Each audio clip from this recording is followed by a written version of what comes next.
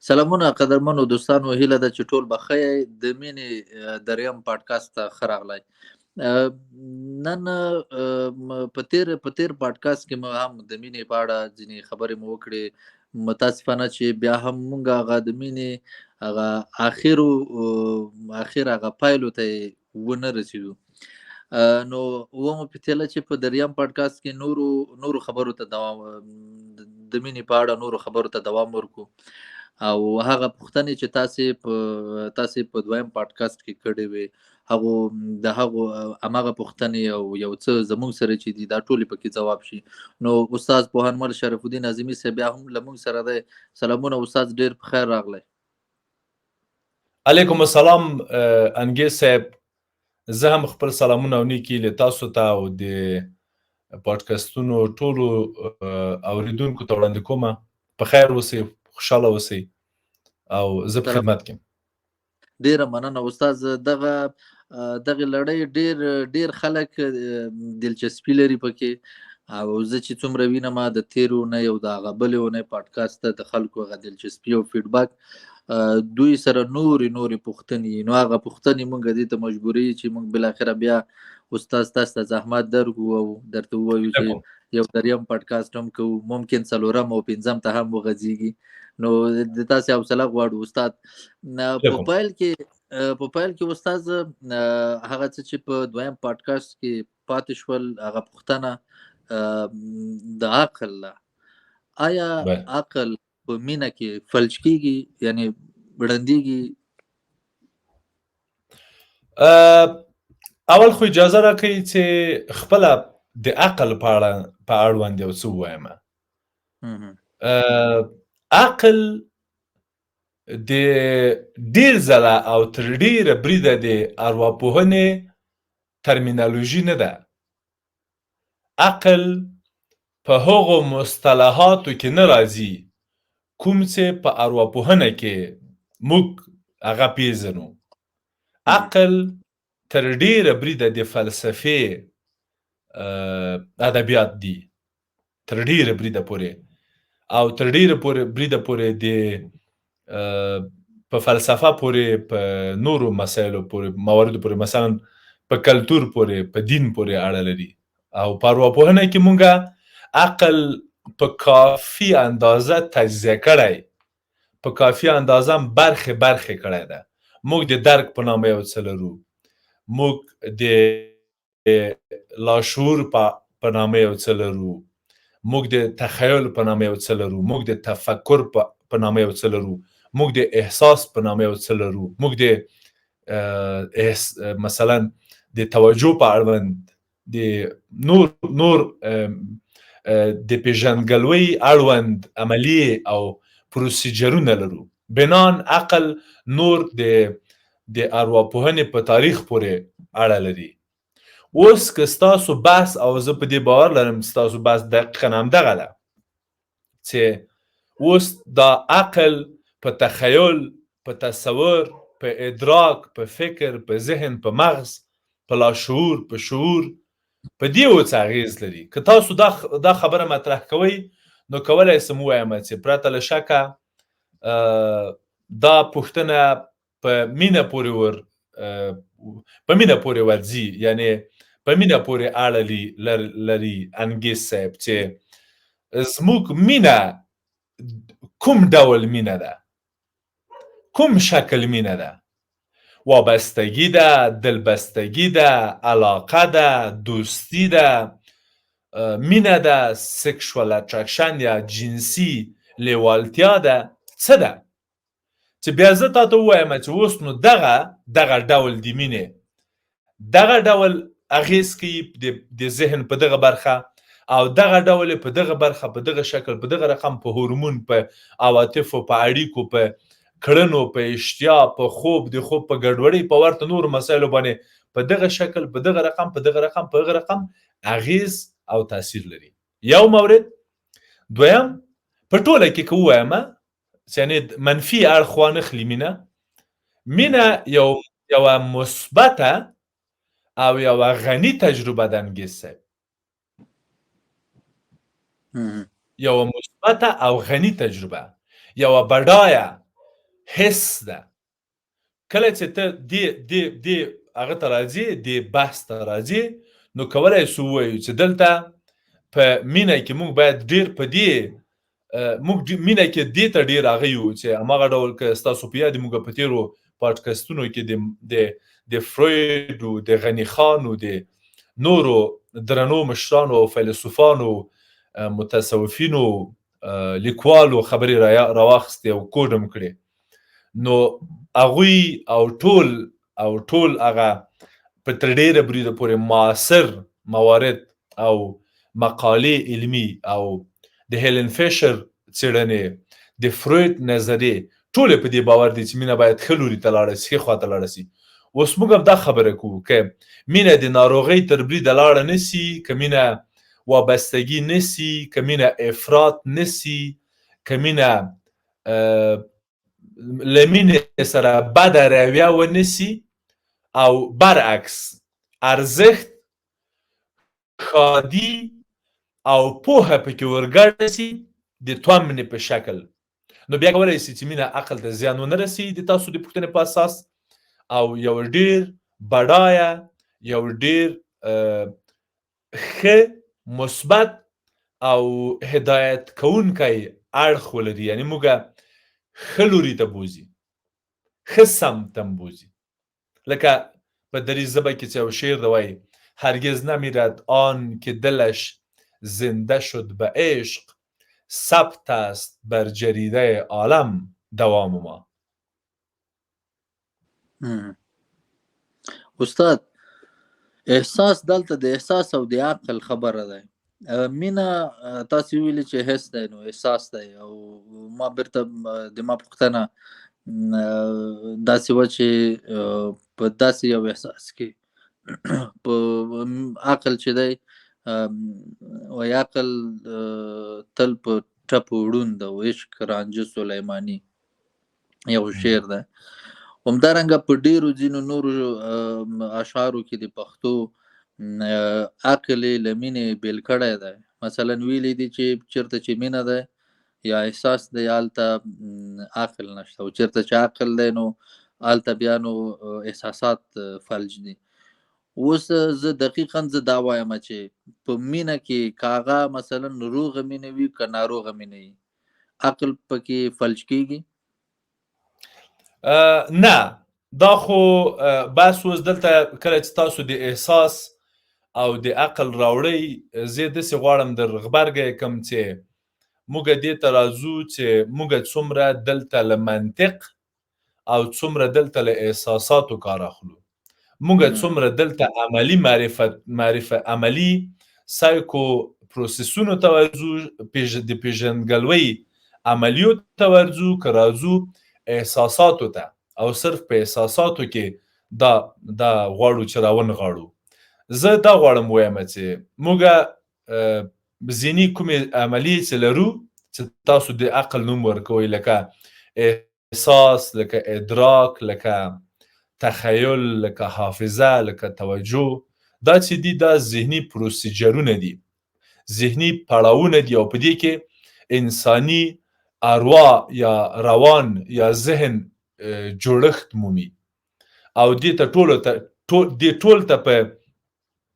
فلسفه کې عقل وایي او دا ټول اوس نن سبا په عامو اصطلاحاتو کې د منطق په نامه یادېږي. زه غواړم دا ووایم چې په دغه اډانه کې یا په دغه چوکاټ یا سیستم کې مینه یعنی په اصطلاح د شاعرانو په اصطلاح مینه دلته هغه نه ورکوي په اسلام دلته څرک نه لګېږي د مینې څرک او د مینې کچه موږ یوازې په احساساتو کې کولی شو چې وارزو لکه هغه بیا یو بل اړخ د انسان د اروا هیجانونه او احساسات چې په هغې کې مینه راځي زړه راځي لذت راځي خوند راځي نفرت راځي اسادت راځي ډېر نورې مسلې پکې راځي. زه غواړم دا ووایم چې پرته له شکه چې مینه یو احساسي مورد ده یو هیجاني مورد ده او ډېر ځله پکې منطق استدلال او په اصطلاح کتاب و نصیحت و دا خبرې ډېرې په اصطلاح هلته ډېره نتیجه نه پکې ورکوي. دقیقاً مثلا تنوع استاد. یعنې زه دا غواړم ووایم چې کله چې ته مینه ناسالمې اړیکې ته رسوې نو ما مراجعه درلوده انګیز صاحب چې مقابل لور یې 2 ښځې درلودې، دوه ښځې درلودې، یو یې قتل کړی و او اوس هم په روغتون کې د نشهیي توکو د روغتیا په خاطر بستر و او طرف یا جانب مقابل ما ته وایي چې زه مینه ورسره لرم استاد. زه ورته وایم چې نجلۍ معتاد ده، قاتل ده، 2 ښځې لري، مینه هم نه در سره لري، تا نه غواړي، نور څه سي؟ نشهیي ده، قاتل ده، مجرم ده، مینه نه در سره لري، له تا نه وړاندې 2 ښځې لري، ته نور څه چی دي په دغه سړي کې؟ استاد نه بس زه مینه ورسره لرم. عقل ړوند شي که نه استاد؟ بله پرته له شکه چې دلته عقل ړوند څه. په 2 ورځې بعد ما په یو خصوصي پوهنتون کې د مینې په اړوند د البته د وابستګۍ په اړوند سیمینار درلوده. سیمینار ته مې راوغوښتله چې ته راشه سیمینار ته، هلته به لږ ډېر بحث پې وکړو. سیمینار ته راغلله، هلته ټول د سیمینار اشتراک کوونکي او ګډون کوونکي ورته وایي چې ته اشتباه کوې، ته په غلطه روانې یې، دا تنبه ده چې نه زه مینه لرم، دا هسې ببولالې دي، تاسو ټول اشتباه کوئ، تاسو ما نه درک کوئ، تاسو نه یې مین سوي. ما ته په آخر کې کله چې له تالا راوته ما ته وایي استاد ته نه یې مین سوی، ته نه یې مین سوی، ځه خپل کار دې کوه، ته نه یې مین سوی. ته یې وایي د ما باندې مینه سه. نو دا دلته نو ذاتي تاسو په اصطلاح چې عقل و منطق و استدلال و ادراک و تفکر و توجه هیڅ کار نه کوي. یا موږ نه غواړو چې کار وکړي، کار کوي، موږ نه غواړو کار وکړي. ځکه چې که ته وایې چې عقل کار نه کوي نو دلته بیا یو بله پوښتنه مطرح کېږي انګیز صاحب چې ته عقل له کار نه کوي نو د خوند په اړه څنګه فکر کولی سې؟ د یار وصال یار ته رسېدل او یا لارې چارې سنجول په دې طریقه په هغه طریقه خو له دې معلومیږي چې له عقل نه هم کار اخلي. یعنې دلته د عقل بیخي منتهي کول هم زه فکر کوم چې یو څه ناشونې ده. ته لارې سنجې، ته دیوال سوری کوې مثلا، نه ته مینه کوې، ته هڅه کوې، ته اروپو ته راغلې، ته سیمینار کې ګډون کوې، ته خلکو سره استدلال کوې، یعنې دلته بیا هم نسې کولی چې ووایې چې عقل مطلق ړوند څه. یعنې کولی شو موږ داسې ووایو چې په مینه کې احساسات له 50% ډېر حاکم دي او عقل د تاسو په اصطلاح عقل ډېر مظلوم واقع کېږي انګیز صاحب په داسې په وابستګۍ کې. دقیق. بله استاد آیا میان خپل احساسات او هیجانات کوم دي هغه یعنې په اندازه او په روغ ډول ابراز او تجربه کولی شي؟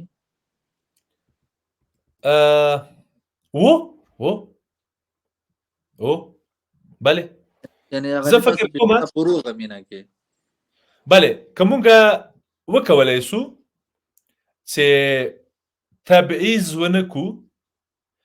تنګ نظره ونه اوسو، تعصب ونه کړو، خفګان یا ژور خفګان ونه لرو، اضطراب ونه لرو، سودایي ونه اوسو، عقده‌یي ونه اوسو، اروايي ګډوډي یا اروايي ستونزې ونه لرو او موږ وکولی سو چې ذهن مو سم کار وکړي پرته له شکه چې موږ کولی سو ښه پرېکړه وکړو، ښه اړیکه ونیسو او حتی نوښت پکې رامنځته کړو. استاد زه یوه پوښتنه، کله له داسې یو مراجع سره مخ شوی چې هغه مین وي او هیڅ کومه ګډوډي دې ونه لري؟ مین خو کې وابسته یي، OCD ونه لري، انزایټي ونه لري، ډپریشن ونه لري، روغي او کولی شي خپل احساسات او کوم غچې لري هیجانات په روغ ډول په اندازه او په روغ ډول ابراز او تجربه یې کړي؟ نه دا مورد خو بیا مطلق انګیز صاحب پرته له مینې هیڅ داسې انسان په دنیا نشته، هیڅ داسې انسان پرته له مینې، مینه بیخي په تاخچه کې کېده، هیڅ داسې انسان نشته چې له یوې جسمي او له یوې اروايي ناروغۍ په خپله کچه او اندازه ونه ځورېږي. هیڅ انسان نشته. یو څه به حتمني پکې، یوه مسله به لري، هیڅ که نه وي ټیپ یو ډول درونګرایي، ټیپیک یو ډول مثلا شهودي، ډېر خیالي، ډېر احساساتي، ډېر منطقي برخورد نه کوي، یا ډېر له حده ډېر منطقي برخورد کوي، دا هم ډېر ځله ګټه نه کوي. یعنی انسانان معمولا په یو حالت کې نه پاتې کېږي. یعنی یو ډول حتی د جنسیت له اړخه ټول موږ مکمل په نړۍ کې د فروید له اړخه له نظره ووایم دا خبره، موږ هیڅ پوره نارینه او پوره ښځه په دنیا کې نه لرو. انګیز صاحب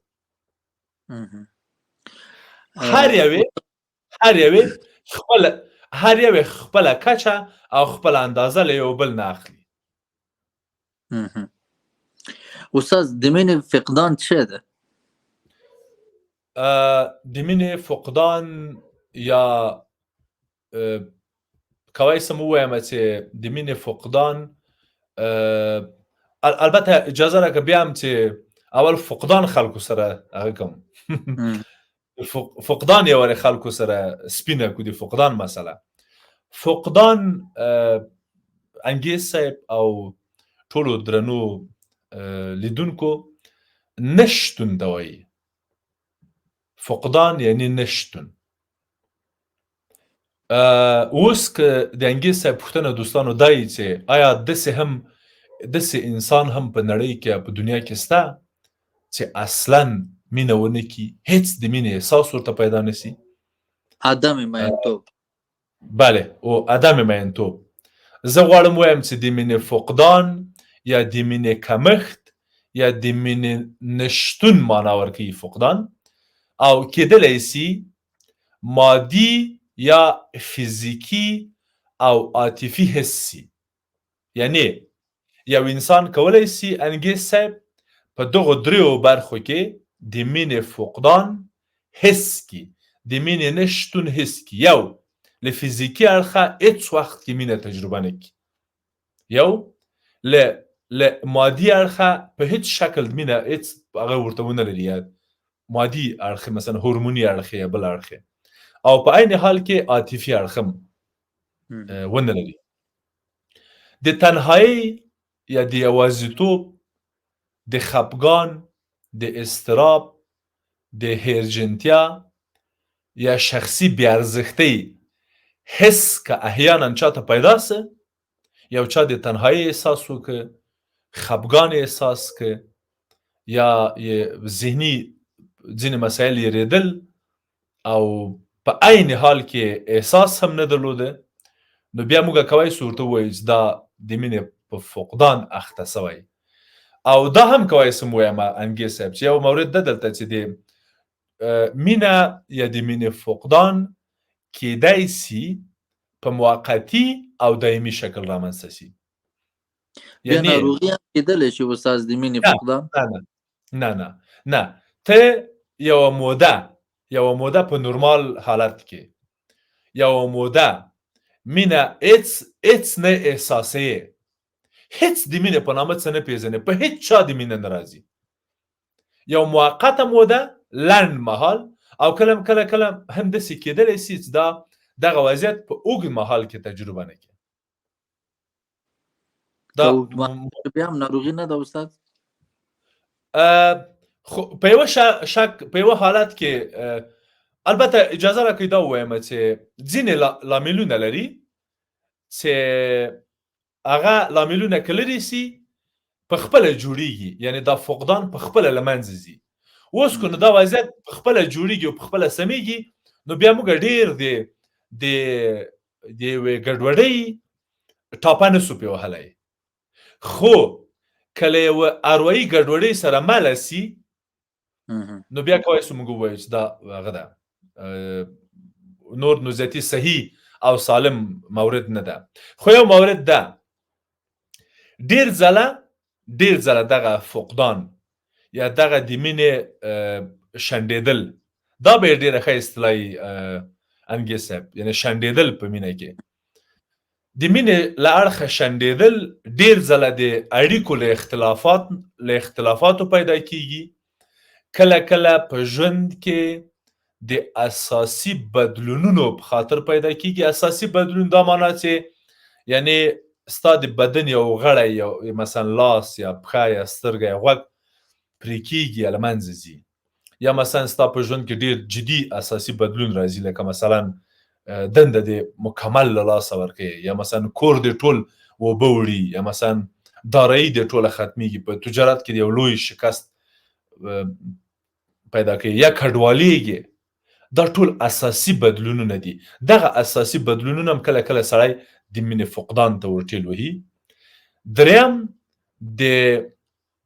اړیکې د کیفیت مسله ده کله چې اړیکه بې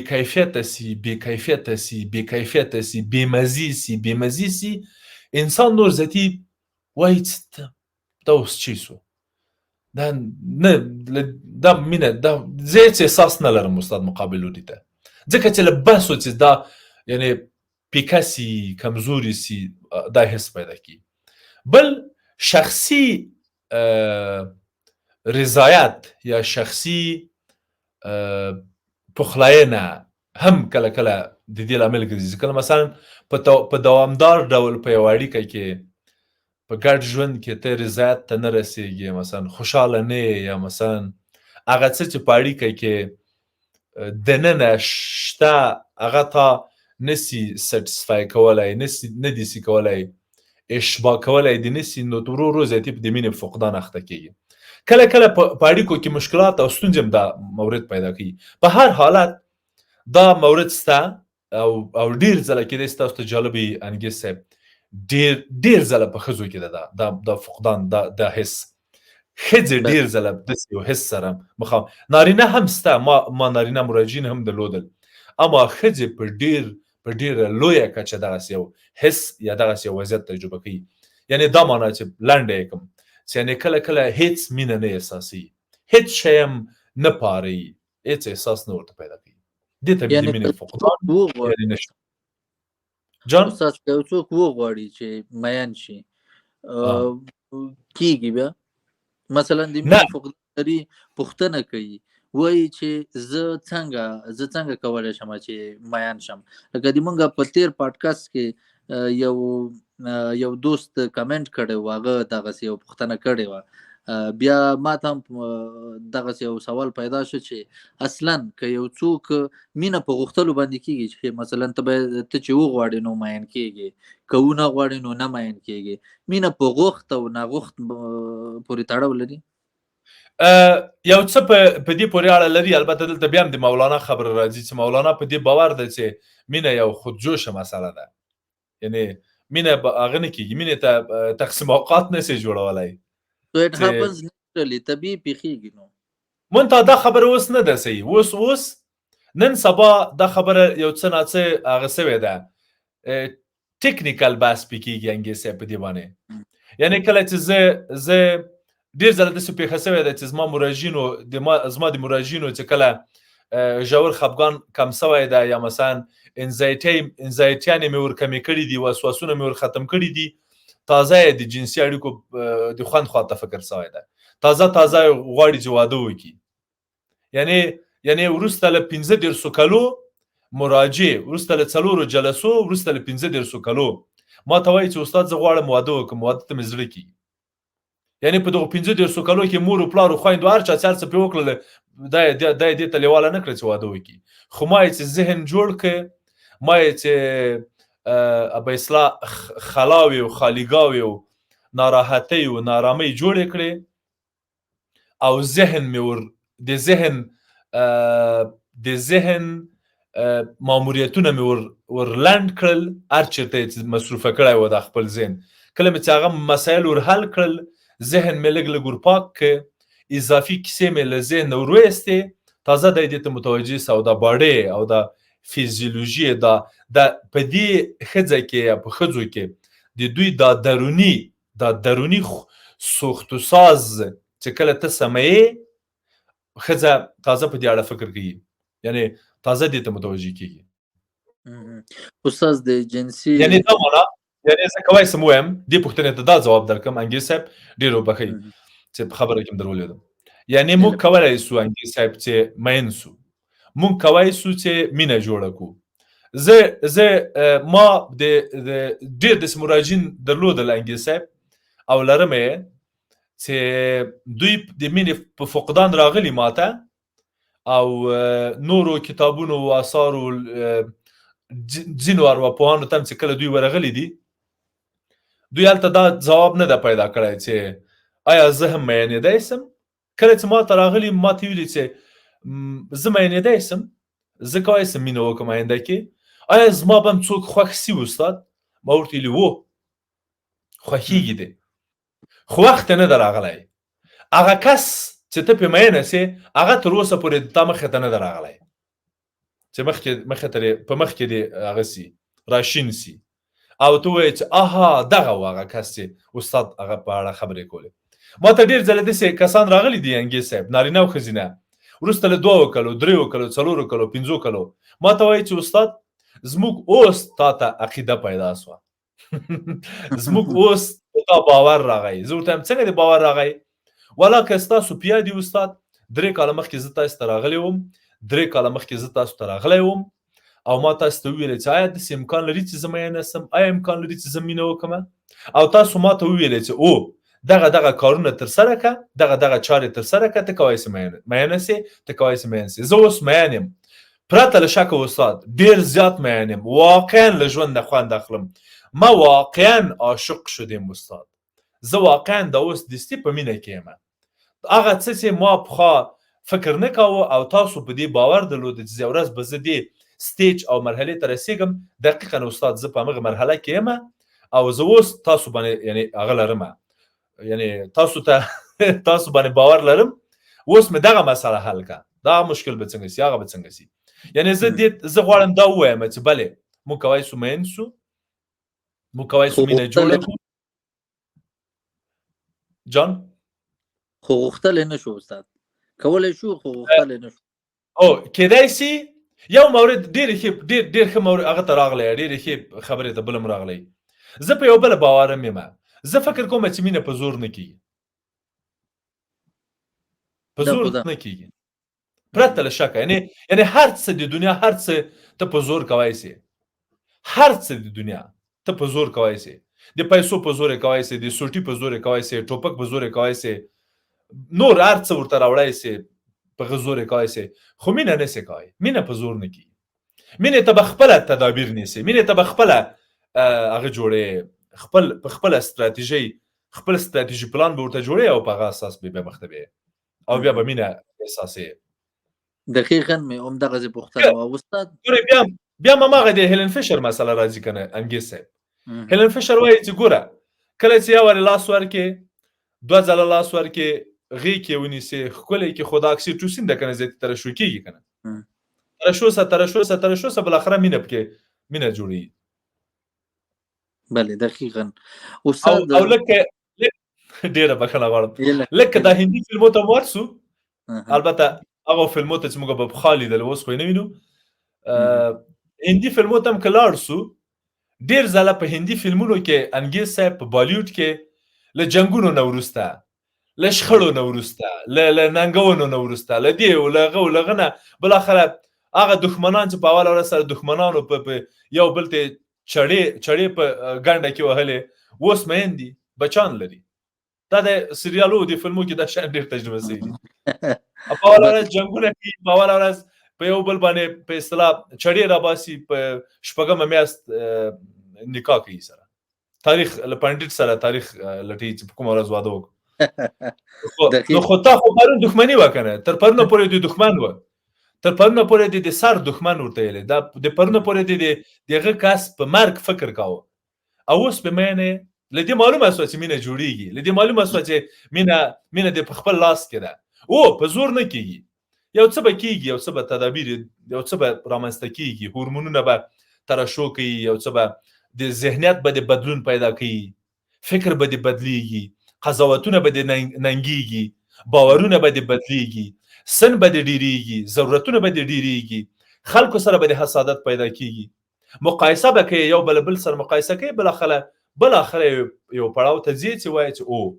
زه باید همدې کس سره واده وکړم مینه وکړم. استاد تاسو په خپل خبرو کې د جنسي لیوالتیا خبره وکړه د جنسي اړیکو لومړی خدا استاد چې مینا پرته له جنسي لیوالتیا امکان لري امکان لري مینا د مینې ټول داستان جنسي اړیکې نه دي او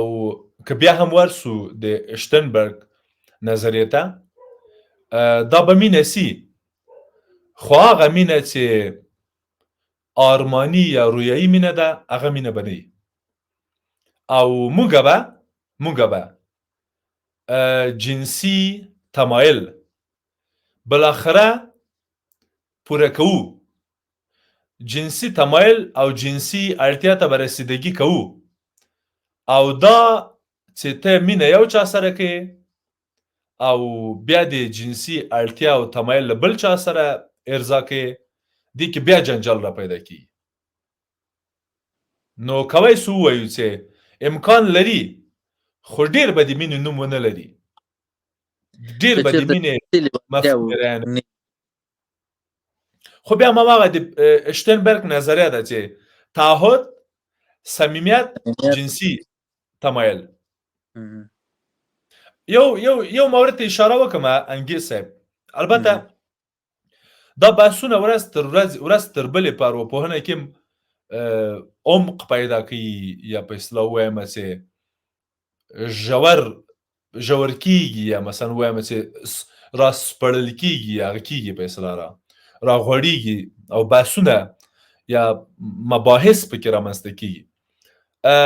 تر پرونه پورې چې فروید دا خبره کوله یا به دا خبرې کولې نو فروید دا خبره کوله چې جنسي موږ اصلا د جنسي غریزې په نامه یو څه لرو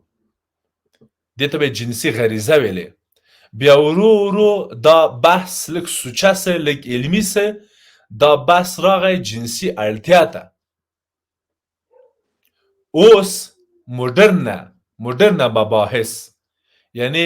یو کلن دوه کلن بحث یا وروستي بحثونه دا خبره کوي چې موږ نه جنسي اړتیاوې لرو او نه جنسي غرایز موږ جنسي تمایل لرو دا جنسي موارد چې دي دا تمایل ده اړتیا نه ده تمایل ده لیوالتیا ده نه اړتیا ده نه غریزه لیوالتیا ده اوس که د لیوالتیا بحث ته راځي او ته وایې چې آیا امکان لري چې ته پرته له دغې لیوالتیا یا له دغه ګرایش یا اټرکشن نه ژوند وکړې زه وایم چې و کیدای سي مینه پرته له دې هم یا دا ووایم چې د مینې ټول داستان هم جنسي تمایلات نه دي ټوله کیسه جنسي تمایلات نه دي خو یعنی زه دا غواړم ووایم چې موږ هغه وخت کولی سو د مینې تاریخ اوږد کو د مینې بقا اوږده کو ډېرې کو او مینه واقعا وژغورو یعنی سیکیور کو چې دا مورد هم د یو عنصر په شکل ورسره ومنو یعنی دا تربیل نه کو یعنی دې ته ولې باید موږ انګیز صاحب یو مورد ته یعنی کله چې دا پوښتنې مطرح کېږي موږ ځینو بحثو ته نورو بحثو ته ورننوځو مثلا ولې باید جنسي اړتیاوې یا هماغه غرایز یا تمایل ولې باید یو منفور اړخي ولې څه مشکل لري دې مسلې سره ولې دا سو یو چټل بحث دا سو یو ګنده مورد ولې غواړئ کوشش کوئ چې په مینه کې مینې ته داسې یو اړخ ورکړئ چې دا ترې باسه یا نه استاد نه کله چې د جنسي مسایلو مسله راغله نور زیاتي په دې مینه کې هم چندانې سپېڅلتیا نه ده پاتې زه وایم ما مینه مقدسه ده سپېڅلې ده زه وایم چې دغه خپله جنسي اړیکې ولې له سپېڅلتیا نه باسئ په دې کې څه مشکل ده څه مسله لري ولې باید دومره چټله سي دومره کثافت او کثیفه وانمود سي چې یوه جلۍ انګیز صاحب وروسته له نکاح په شرعي نکاح او شرعي او قانوني تعهد او عقد و واده راځي او ګډ ژوند پیلوي بیا هم دې مورد ته په یو ډېر بد نظر ګوري. ولې؟ خو نکاح یې کړې که نه؟ تا مور و پلار فیصله وکړه، تصمیم دې ونیوه چې دغه جلۍ او دغه هلک واده سره وکړي. اوس دغه هلک او دغه جلۍ ولې له دغه مورد نه چې نکاح هم سوې، یعنې ټول اعتقادي، کلتوري، فرهنګي سټیجونه یا پړاوونه طی سوي دي، ولې دی اوس هم فکر کوي چې دا ښه کار نه ده، دا یو هسې مورد ده. یا مثلا ډېر ځله په نجونو کې، زموږ په نجونو کې، په خویندو کې، ښځو کې ډېر ځله دا داسې وانمود کېږي چې دا یوازې د نارینو لپاره ده، زموږ لپاره نه ده. دا یعنې هر څومره چې ته راځې او مینه او جنسي مسایل سره هغه کوې، سره ووبې او سره بیلې او سره تجزیه کوې او تحلیلې،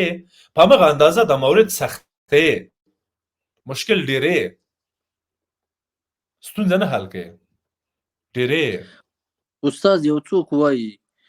چې زه میان یم خو زه بیخي د دې په اړه اصلا فکر هم نه کوم، یا زه ښه نو ته بالاخره اټ د اینډ ته څه غواړې چې ته کله مثلا جنسي لیوالتیا هم ونه لرې نو ښه څه کېږي نو بیا نو دا مینه بالاخره اټ د اینډ څه شی دی نو؟ زه اوس یو بله پوښتنه م لرم، زه خپله یوه پوښتنه کوم انګیز صاحب.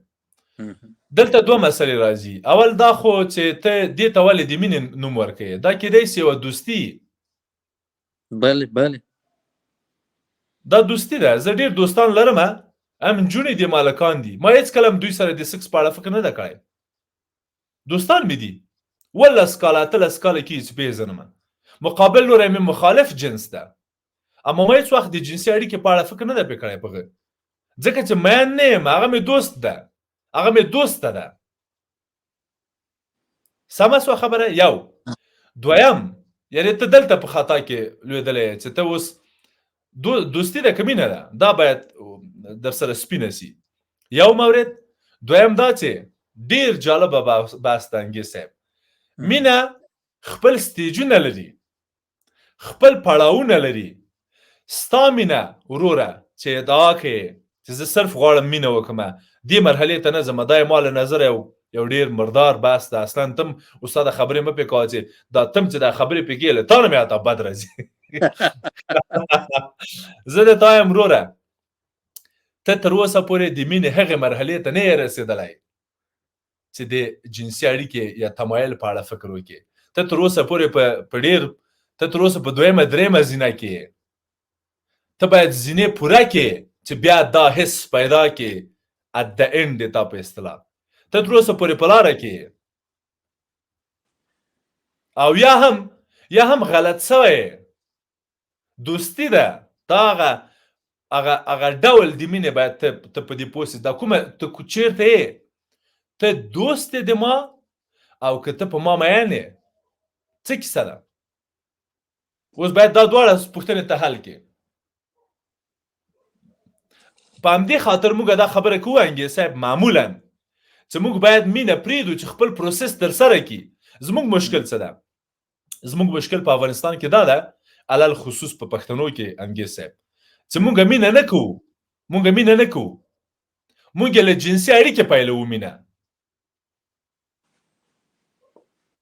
متوجه؟ بله استاد. مینه نه کوو، جنسي اړیکه نیسو، بیا یې شروع کوو چې یا به مینه سي او یا به نه سي. موږ په دې عقیده یو هغه اړیکه په ځانګړي ډول د ښځې لپاره چې مینه نه وي او جنسي اړیکې ته یا دویم پړاو ته لاړه سي. حتی اجازه راکړئ دا ووایم چې دا به کیدای سي څلورم، پنځم، شپږم، هم حتی تر اووم پړاو پورې موږ باید مینه پرېږدو چې خپل پروسس ترسره کړي. مینه خپله ترسره سي. کله چې ترسره سوله جنسي اړیکې ته رسېږي. که ته پرې نه دی، مینه خپل پروسس ته پرې نه دی، مینه خپل پخوالي ته پرې نه دی او پکې ور جنسي اړیکه یې کې، مینه خو به مینه ونه سي، جنسي اړیکه به هم چندان جنسي اړیکه نه وي. او زموږ ډیری ګډې جوړې او ګډ ژوندونونه دقسې پیلېږي انګې صاحب. یعنې استاد د تاسې دغه وروستۍ خبرې دې معنا دا ده چې پرته له جنسي تمایل نه یا جنسي لیوالتیا نه مینه نه ده، دوستي ده. بله بله مطلق هماغه شمس مولانا چې سره لرله یعنې هغسې کیسه دی. نو او مینه نه درو هغه صحیح ده. ته خو ډېره ادعا کوې مولانا صاحب، هماغه دوستي ده. هغه یو بل پړاو ده د احساساتو. دوستي وسات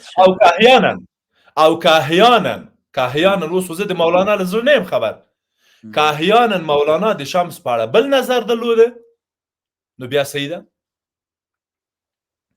لکه خط پر مخ د صنم راغی که سپوږمۍ سوه په حاله کې، که بیا د حمید بابا قصه وه او یا د تا مولانا قصه وه نو بیا خو صحیح ده، مینه ده. نو دوستي وسات شی ده. دوستي ته په ما ګرانې زه په تا ګران یم، ته هم د ما ښه غواړې زه هم د تا ښه غواړم، ته هم په ما ښه لورې زه هم په تا ښه لوروم.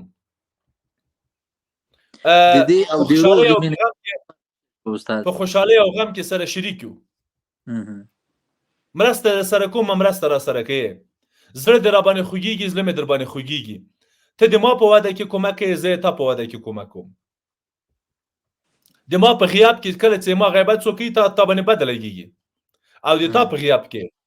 چې د تا غیبت څوک کوي ما ته بده ښکارېږي. دې ته وایي دوستي. استاد اوس دا دوستي او هغه روغه مینه چې تاسې تشریح کړه چې دا روغه مینه ده په دې ډول دغو دواړو ترمنځ فرق شی کېږي. خو دلته هغه روغه مینه چې ده کله چې زه د شټرنبرګ خبره کوم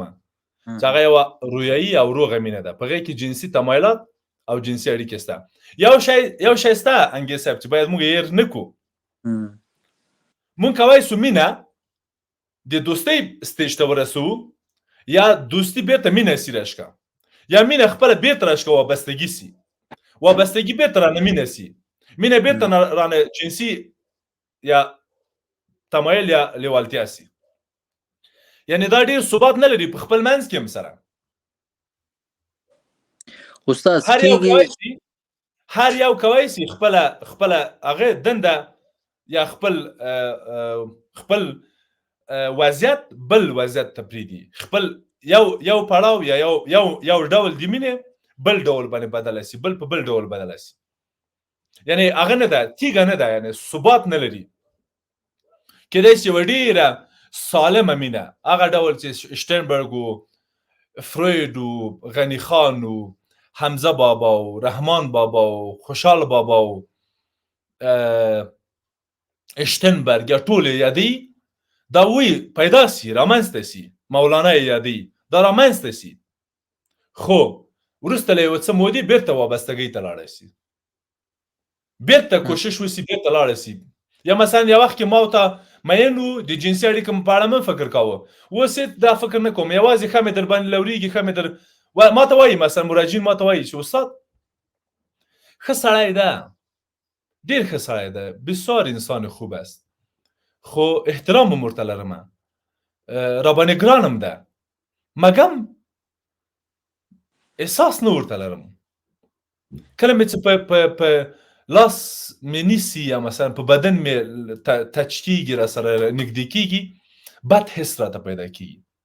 دا معنا ورکوي چې یعنې مینه دې راغلې ده بېرته دوستۍ ته. یو عادي ارتباط د اړیکه ده، دوستي ده. استاد ویل کېږي چې د دوستۍ یوه لاره مینې ته هم تللې ده. سمه ده؟ بله، پرته له شک. دوستي کېدای سي سبا ته په مینه بدله سي، لکه یو سګریټي چې کولی سي سبا ته چرسي سي. دلته اوس د چارس مینه شوه که نه؟ نه چارس نه دا یو پړاو صاحب. کېدای سي د چارسو تر پړاو ورسېږي مینه، خو کېدای سي ډېر ځله نورمال وي، ډېرې روغتیاوې دي نورمال دي. استاد ډیره زیاته مننه. زموږ بحث بیا هم نیمګړی پاتې کېږي، نو په بل پاډکاسټ کې به په دغه مورد به نور هم څېړو، په مینه او علاقه، دلبستګۍ او وابستګۍ باندې به هم خبرې کوو چې دا بالاخره څه شی دی. نو زموږ دغه پادکاسټ هم دلته پای ته رسیږي. استاد له تاسو نه ډیره زیاته مننه چې وخت مو راکړ، او له دوستانو هم ډیره زیاته مننه. زه په خدمت کې یم انګیز صاحب، تاسو هم سلامت اوسئ، ژوندي اوسئ، په خیر اوسئ. مننه. سلامت اوسئ. ډیره مننه قدرمنو دوستانو، له تاسو هم ډیره زیاته مننه. زموږ بل پادکاسټ به هم په همدې موضوع باندې دغه موضوع دوام لري. بل اخره ګورو چې زه او استاد اعظمي کوم ځای ته رسیږو. سلامت اوسئ، ټولو ته ښه وختونه.